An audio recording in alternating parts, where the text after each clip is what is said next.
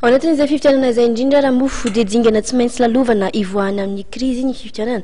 Nisy ara-mofo tamin'ity androany ity ny fivirena izay nikarakarainy ny ITEM na initiative pour la transparence des élections izay miasa ho an'ny fampangaraharaana ny fifidianana fivirina izay niantsony ny ITEM ireo candidat andray anjara amin'ny fifidianana.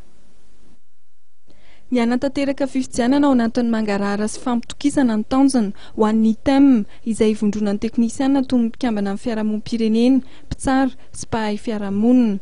Araka ny fanazavana dia mipetraka ho mpanelanelana ny candidat sy ny senity ny ITEM ary ao anatin'izany dia misy ny logiciel manokana izay ampiasan'ny ITEM ahafahana mampafantatra ny momba ny listim-pifidianana ary ahafahana ihany koa mamoaka ny vokam-pifidianana.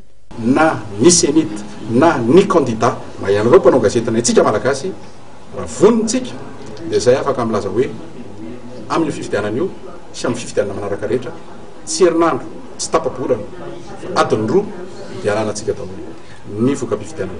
Liste électorale tokony ho ampelantananareo mpanao gazety, tokony ho ampelantanana candidat ary liste électorale iray ihany zany tsy ho candidat na solotenana candidat valo amin'ny fifidianana filoham-pirenena nandray anjara tamin'ity fivirina izay nitanterahana teto amin'ny hôtel Andrainarivo ity. Anisan'ny tazana tamin'ny fivirina ity izay nikarakarain'ny ITEM androany ohatra i Patrick Raharmanana sy i Andry Rakotoartsif.